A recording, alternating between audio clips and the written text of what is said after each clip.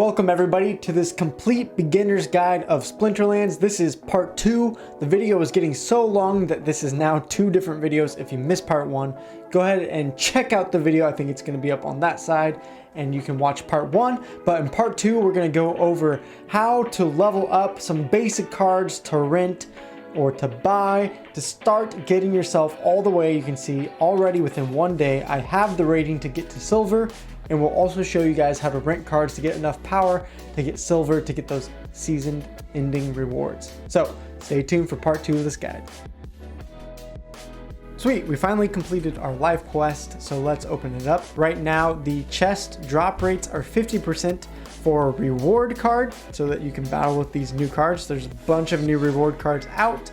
There are sometimes a DEC bonus, which is right now because the reward cards are out, it's much lower. I've only been getting like, 1 to 10 DEC on a draw, where before these reward cards out, there's sometimes I would drop a 2000 DEC loot chest.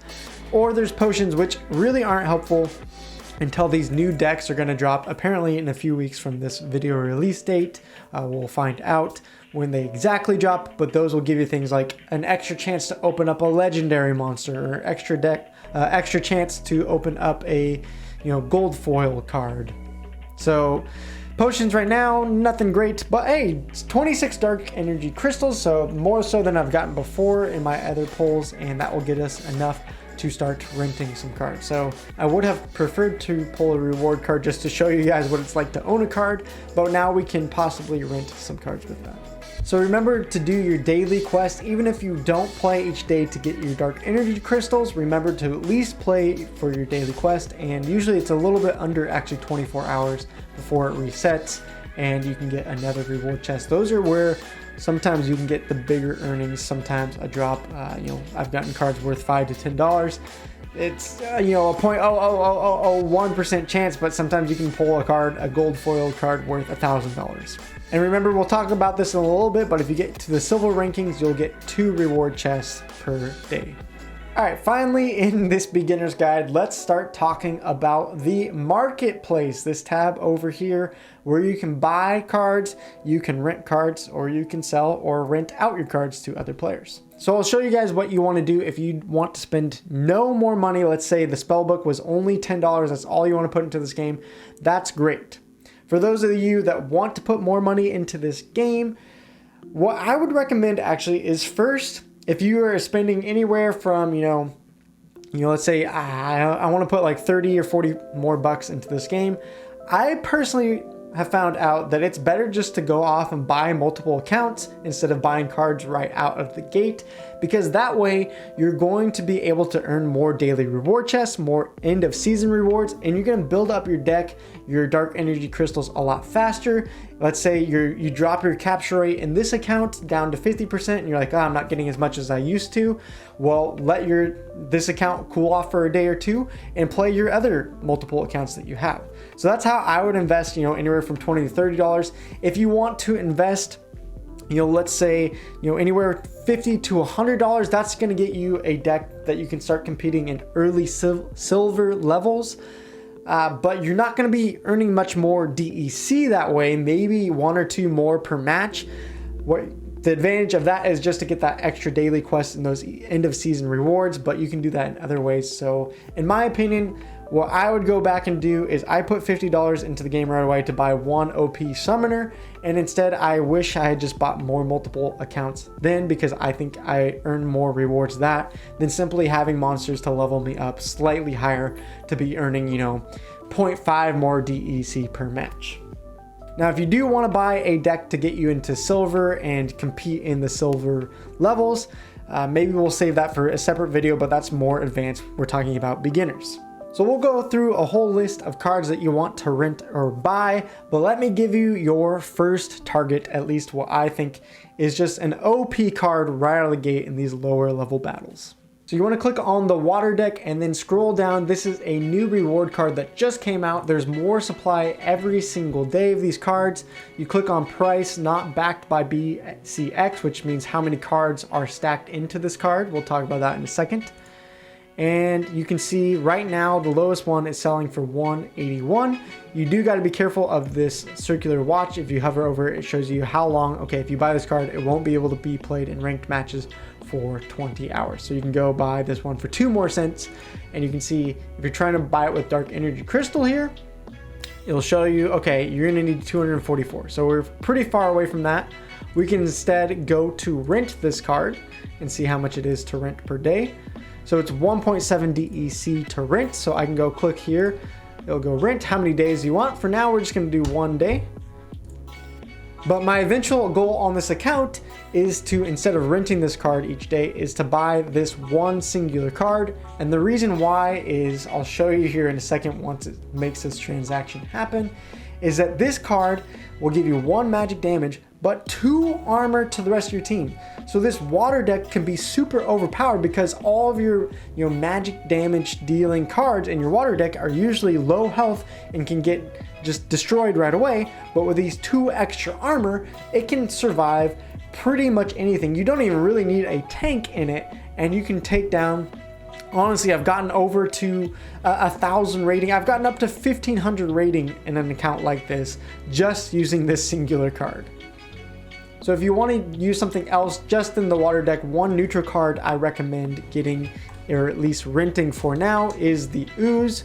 What it does is it slows down the rest of the team, makes them take turns slower. It also gives you a better dodge chance or hit chance, and it can take the place of a tank spot. So let's say in a lot of those fire match decks that I had set up, remember I had 1 mana left over. This neutral card can be that for any of your decks. If you have 1 mana left over, it will slow down the rest of the team and tank up at least 1 shot, giving you extra edge. Let's say another team used the exact same deck that you did. Well, this Creeping Ooze will take that tank damage, will slow down the team, and you'll win the match instead. So it's going to be a lot higher in DEC, 714 as of right now, but you can find these cheap to rent sometimes, as low as 0.61. I've got them, I've seen them, someone mess up and say, I'm going to rent this out for 0.1 DEC. And when I see that, that's when I rent out this card, for 30 or 60 days if I don't want to buy it. Because I'm like, for 0.1, I can spend 6 DEC and have this card for 2 months. So you can see now I go to my cards rented out to me.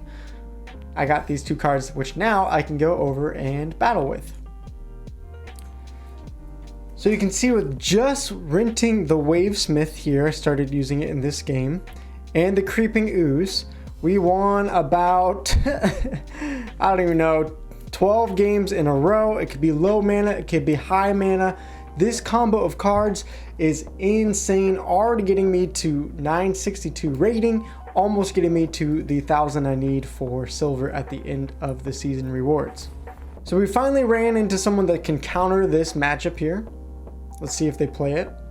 You can see, look at this. Just put up my tank up front, and then just a bunch of magic damage dealing champions. Actually, for this one, because it's 30 magic, I'm going to put this water elemental to heal in the back line in case he uses sneak. And we can speed it up. You can just see that he's not going to be able to get through the armor that this Wavesmith is giving me. I'm going to take out his tanks, and as soon as I do that, there's nothing that he can really do to win this game. I'm just going to shred through all of my attack damage, all of my magic damage, and going to win this match.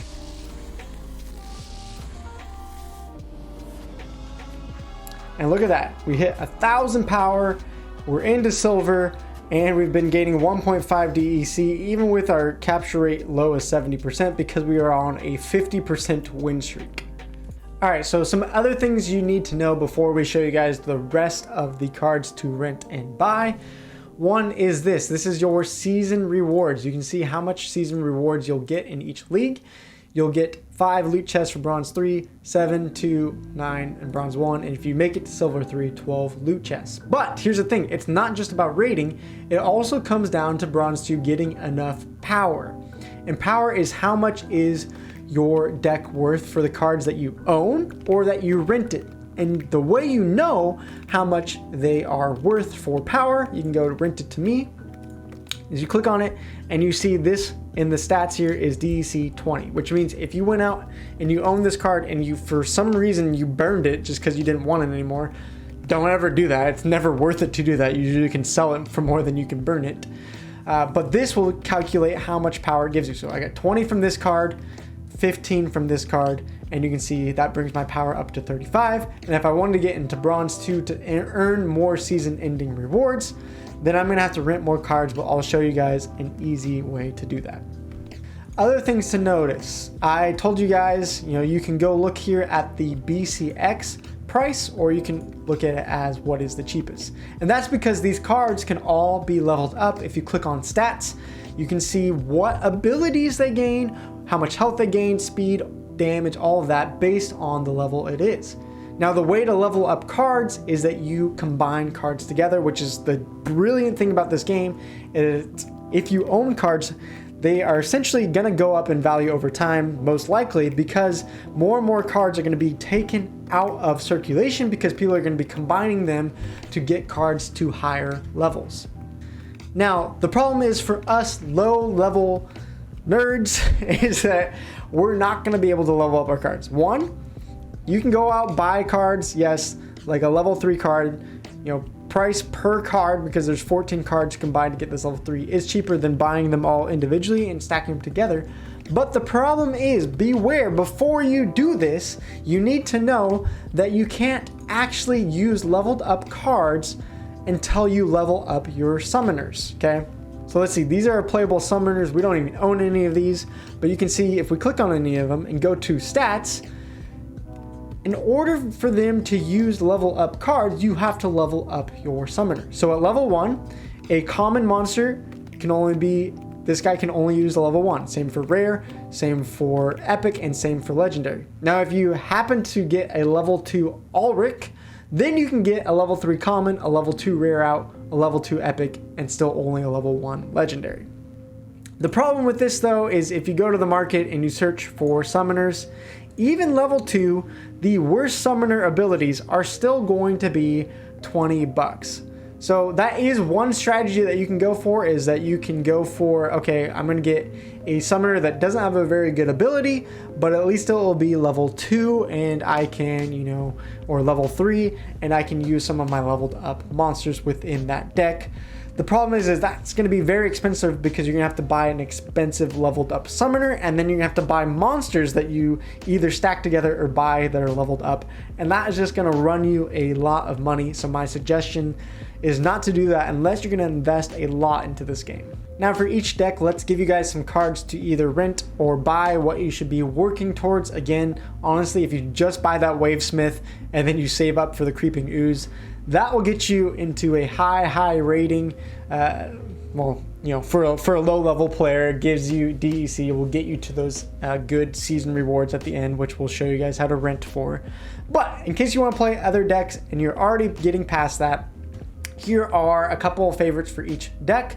Honestly, in the fire, I don't like buying much. Ant Miners is a really cheap one that in situational, times, you get the +1, summoner for melee attack. Will give this 2 melee, and then this gets scavenged, so it'll get +1 health each time any monsters either from your team or their team dies. So in some of the extra rule situations, it can be helpful. The lava launcher is okay, but honestly, you'll probably get that through a reward drop if you play enough. So really the only card I would recommend buying or renting is the Pyromancer, because when you use that dragon setup with the blast, you can use this guy as a, has 5 health rather than the other one that normally only has 2 health. It has lower speed, but it has more health. Or if you use them in combination together in a high mana battle, that can just take a tank out and whatever is in second place because you're dealing 2 blast damage. So that card is one that I like to use. Now to the water deck, I already told you the Wavesmith is honestly the most powerful low-level card that I can find right now. Another one I like to use is Sea Monster for certain battles when you get to extra rule sets and when monsters are poisoned or something like that. It has high health and can heal itself, but also it's really slow. The Axe Master can do a lot of damage twice because it has double strike, so it'll throw out a 2 ranged attack and another 2 ranged attack to destroy their tank. The Captain's Ghost can be another one to give you 2 magic damage. If you get +1, that's 3 magic damage. It can use Affliction, which means if it hits one of their players that has a heal on it or is being healed, it can have a 50% chance to land Affliction, meaning it can't heal itself. And then Kelp Initiate is a great low level tank, only 2 mana, 5 health. It's not going to do any damage, but again, if you put the Armor Smith, the Wave Smith armor on it, 2 armor, 5 health is just another great low mana tank, so you can get all of your magic dealers out there. Honestly, that's what I would do. I would buy the Wave Smith and I would rent the Kelp Initiate and just use that as a strategy, or save up to buy this, and maybe the Captain's Ghost will get you so far into this game for a low level player. Earth, as I said before, I don't really like using the Earth deck unless you buy Mylor, which is an OP summoner, which is what I did on one of my accounts. It gives you Thorns, which means that every time someone does melee attack damage, they'll take damage themselves. So that card is $41 though, and it's also not super cheap to rent. So I would just honestly avoid the life deck for right now, in my humble opinion. The life deck, here's a couple cards that you can aim for. This Crystal Smith is a good one because you can use that with your other tank heal and it'll also do 1 damage. So if you put that taunt guy in and you got the double heal on it, it can be really hard to punch through that tank, and you can just win games right off of those cards. This is another reward card that you might end up getting. Gives you 2 magic damage and all increased health. So another good card to use with your shield bearer. The Silver Shield Assassin can be okay because it also has double strike again and sneak. So if you put that with the Knight to give him 2 melee attack instead, that can be really powerful.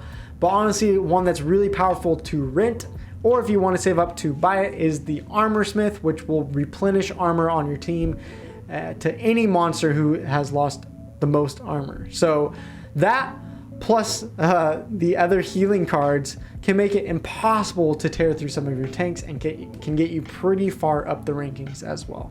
It just costs a little bit more than the water deck cards that I showed you. Alright, the death deck I don't recommend as much, but in case you want to build up your death deck, you'll probably get the Bonesmith from rewards, which Life Leech, every time he does damage, he'll add that to his health. So that can be a good one to have, but again, probably just wait for the reward. The Grim Reaper has lots of range damage and can again land Affliction to stop their healing of their tank, which can be okay.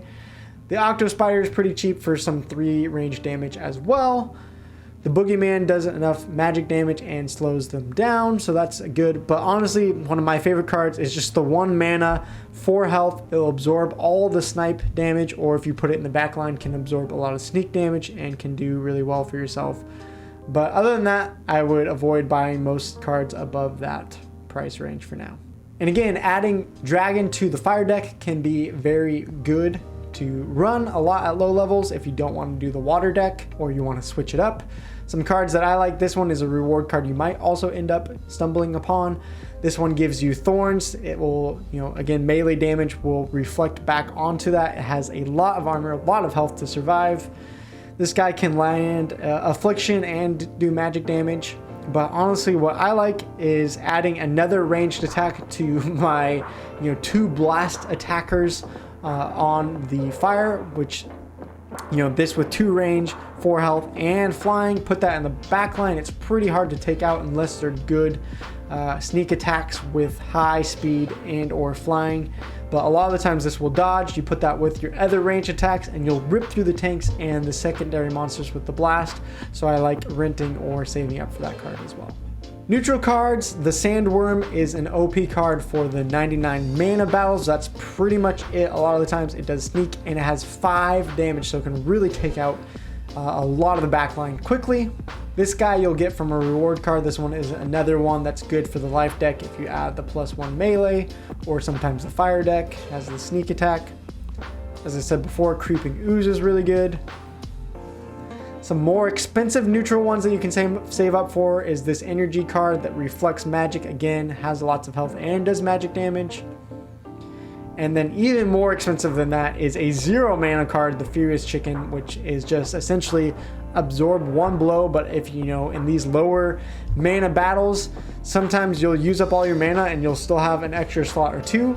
You can put the Furious Chicken in a lot of spots to help you win that battle because it will absorb that 1 extra shot, giving you that advantage. But it's $26, another expensive card, so I don't recommend going for that right away. Moving on, I know this video is getting long, but I hope you guys are getting some good information out of it, and hopefully you're hanging in here. Only a couple more topics to cover, and that is renting. And honestly, the best thing to do for renting is you want to open up Peak Monsters, which is just a secondary market, which will just be easier way to sort the cards, find cards you want to rent, and find the best deals. So when you go to Peak Monsters, click on Log In. It's going to give you guys some options. You can just log in simply with your same Splinterland username and password, which we'll do for right now. But you can also download the Hive keychain. There's probably other videos to set that up, and that's just a way where you can, you know, type in that password over and over again instead of having to keep opening up your Splinterlands account. And it does things like if you want to, you know, transfer cards and you need to, you know, require certain actions, we'll say, hey, if you want to, you know, trade this card or transfer or whatever, you're going to have to enter in your account keys, which we'll talk about in a second. Then click on Go to the Market. And the nice thing about this is you can look at all the cards. You can click on one of them, see their stats right up front, see who's selling them for either the lowest, you know, price by card or just price in general. You'll see how much power it will give to your deck. And then you can click on Rent, which, you know, you can click by lowest price per day and find cards for the cheapest. So let's say we wanted that Creeping Ooze again. We type in Creeping, we find it here, and the lowest price per day is 0.868. We can click on OK, go to our shopping cart, and select how long we want to rent it for. Now the nice thing about that is it's going to help you guys find cards to rent for cheap to get you the best season end rewards. Remember, if you want to shoot the moon and try to get into silver, you're going to need 1,000 rating. Once you do that, then you're going to need to rent 15,000 power, and make sure you have that card as the season ends. So if I rented a card, got 15,000 power, and only rented it for 1 day, well, it's gonna end the rental, my power is gonna drop back to 35, and then when the season ends, I won't get those rewards. So right now, you can either wait 2 days and then rent it for 1 day because it'd be 17 hours, or I can go out and rent a card for 3 days right now. So let's say you want to get into silver. Well, it's probably going to cost you, you know, anywhere from 50 to 100 DC. My favorite thing to do is go look at gold cards. Now, when you are competing with everyone, it's pretty hard because everyone wants to nab up these low price, you know, DEC cards, because you want to spend the lowest amount of rental to get the highest season rewards. You don't want to, you know, you're not even spending time to find cards that you're going to use in battle. You're just trying to gain power. So instead of competing with all of the lowest priced, you know, gold cards, what I like to do is come to rare or epic rare gold cards, and I like to flip through the different levels. Remember, the more cards, the higher the level, the more cards are stacked into it, which means you're going to get a ton of power out of, let's say, a rare level 5 card versus, you know, getting a common 1 gold level card. So you can kind of flip through, you can hit the refresh button to see which ones are the lowest prices. Remember, you know, the lower level you go, the less cards you're going to have within that. So let's just say right now I wanted to rent this Battle Orca, and just to show you guys, I'm going to spend 7 DEC just because I love you guys. And we're going to rent this card. You'll have to wait about, you know, 20 to 30 seconds to see if it actually goes through. You'll notice your DEC goes down, or you can go to My Explorer. If you refresh My Explorer, it should eventually show up. Well, it's not showing up yet, but I can see my DEC went down. If it doesn't go through, you'll see one of these things and it'll say success false when you click on it. So now if I go to my Splinterlands game, I go to my cards and go rent it to me. And I click on the gold foil. Remember, you need to show gold to see that you got it. I just added for, you know, what was it, 7 DEC, 3,000 power to my name. So times that by 5, that's 7 times 5. That would only be actually 35 DEC to get me enough power to get into silver. So now you can see with that 3,000 power, I already got into bronze 2. But So that's just an example of what you can do to get into silver. And if you want to, you can't see when you're in the rental page, but when you go to buy and you go to gold, you can click on see like, rare. Let's say I want to go, the eagle, how much is the eagle when it's a higher level? A rare for eagle, that's 8,000 power. Okay, so you can get an idea of rare versus epic. If you click on an epic card and you go to a level 2 epic is 10,000 power. So there you go. You can go find this card to rent, and 10,000 power right off the bat. You'd only need 5,000 more. Now that is the cheapest way to rent power and get yourself into those higher level season ending rewards. Remember though, if you get into silver and you're getting those double daily quests, they are going to be harder to do if you're only renting power for power's sake, because your cards won't be very good in battle. So keep that in mind. That's why I say maybe wait on trying to get into silver for those daily quests. Only do it right at the end to get those season rewards. Maybe after you build up your deck a little bit and you feel comfortable playing in silver, that's when you can rent 15,000 power and still have other cards to compete in silver. And that's when you can compete in silver level play. Now going back to the Splinterlands website, you can look for it this way as you're starting to get new cards. On Peak Monsters, it's a little bit harder to see right up front the picture and what ability it has. So sometimes you can go to the market and look for rentals that way by clicking on a card. If you go to for rent and then back to the market, it's a little whack, but then you can see how much is it to rent per day. Now, another tip I want to show for new players is to get extra DEC bonus. And the way you can do that is you can rent gold foil cards or you can rent alpha cards. So if I go over here and go to gold and click off regular, you can see how much it is per day. Let's say you're playing this game and you're feeling like, man, I like these certain cards. I want to rent them and get that extra 10% DEC bonus. Now, for gold foil cards, I don't feel like it's as worth it. For example, let's say you're using the Earth deck and you like the Goblin Thief a lot. You're going to spend 1.67 DEC a day in order to rent this card to get an extra 10% bonus. So let's say you're earning 1 DEC per match, you get your rating up. You'd earn 0.1 extra DEC only when you play this card in battle. So if you didn't end up using the card in battle because it didn't fit for getting a victory, then you wouldn't get it. So you'd have to play this card, 16 times if you're only getting 1 DEC. So gold cards, not as worth it. You can refresh the market though, and there's sometimes that people will rent these cards almost for nothing. Maybe you're using the Magic Reflect card and you're like, yeah, that's awesome. Or, this summoner you want to use over and over again. Instead of gold though, what I actually like to do is look for alpha cards. These are the beginning cards of the game, way back in the day, but you can still use them and they also give you a 10% bonus. And what you can see is they are a lot cheaper to rent. So what I like to do is maybe there's a specific deck that I like using, maybe the Dragon plus Fire. I don't think there's any Dragon cards from the alpha. Yeah, they're way too expensive. But let's say, okay, every time I'm using the Dragon plus Fire, I know I'm going to use that Shaman. Let's see how much he's to rent. It's 0.1 DEC for a 10% DEC bonus every time I play this card. So yeah, of course, I'm going to go in here and heck, I could rent it for a whole month for 3 DEC, and I know I'm going to get my money back from that because it's simply, it's just math. If I'm using that every single time I'm using the Dragon plus Fire deck, and I'm making that 10% extra DEC, it's going to pay for itself over the month easily. So that's something that you can do. What I like to do is rent a specific deck that I'm continually using. So let's say it's these cards. They're not as worth it to buy in my opinion, but maybe I kept using the Fire deck. I could use this guy, I could use the Miner and the Shaman, and I'd be getting a 30% DEC. Although at some point, like this card, this one's 1.48 DEC. So right now, I don't know if I'd rent that, but again, you can refresh the page, look for good deals. You can go to the Water deck. If you got the Wavesmith bought or rented, you can add this card or this card. You could add this card, and then you'd be earning, an extra 30%. You can even get, this mermaid here that you wouldn't normally have if you can find it on a good rental.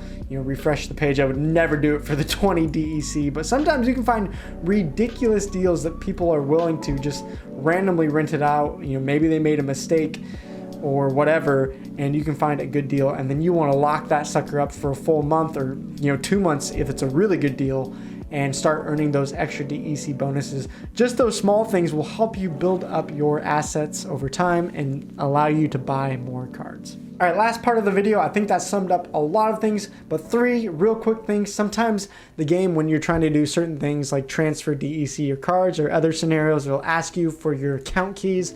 What you're gonna do is you're gonna click on your profile, go to request account keys, submit a request. It will email it to your email, whatever you set up with your account. You log in to your email, find that link, and then it's going to take you to a place where you can find your account keys for Hive. That will give you your master password, all those things. So when that pops up and it says you need to do that, it's just an easy way to do that. And then if you make a Hive account or a Hive Singer download to Chrome or whatever browser you're using, then you can save those passwords and you don't have to keep requesting them. Other fun things, events, you can look at these. Sometimes, they'll be pretty difficult, but they're tournaments that will, last an hour or so or until you get knocked out. Some of them are anytime, which you can, play whenever your opponent. Some are like you have to sit down and make sure you're there for the full time of the tournament. Some of them are like, hey, 1 DEC to enter, not bad. And then you go to, how much will you earn? Well, I can earn SPS tokens. Or, what I like to look for at the beginning is like, hey, bronze specific tournaments or novice specific tournament. You're probably not going to win them, but it's fun to compete. And sometimes you'll, enter a tournament for 10 DEC and I've gotten 20 DEC. But, probably do that a little bit down the road once you've gotten, the ranked battles down. There's also guilds. I'm not part of a guild, so if you want to start up a guild with me, let me know. I think there is a price to do that though. But essentially it's just an extra DEC bonus that you get that is intended not really for you to go and spend on cards, but to invest back into the guild where you can build up your buildings, get more DEC, do guild battles, stuff like that. So there are guilds that you can look to join, but they're a little bit harder, especially as a new player, to find. One quick other mention I forgot is you can start earning the SPS governance token, which right now is anywhere worth 20 to 30 cents of crypto. And essentially once you start earning DEC and having actual cards that you own, right now the game is airdropping it to you. You'll be able to claim it here. And then you can also, once you've claimed some of that SPS tokens, you can stake it and earn right now an 88% APR. So you're going to be earning SPS as well. It's not a ton, but on my other account, over a month or so, I've made probably an extra couple bucks of SPS.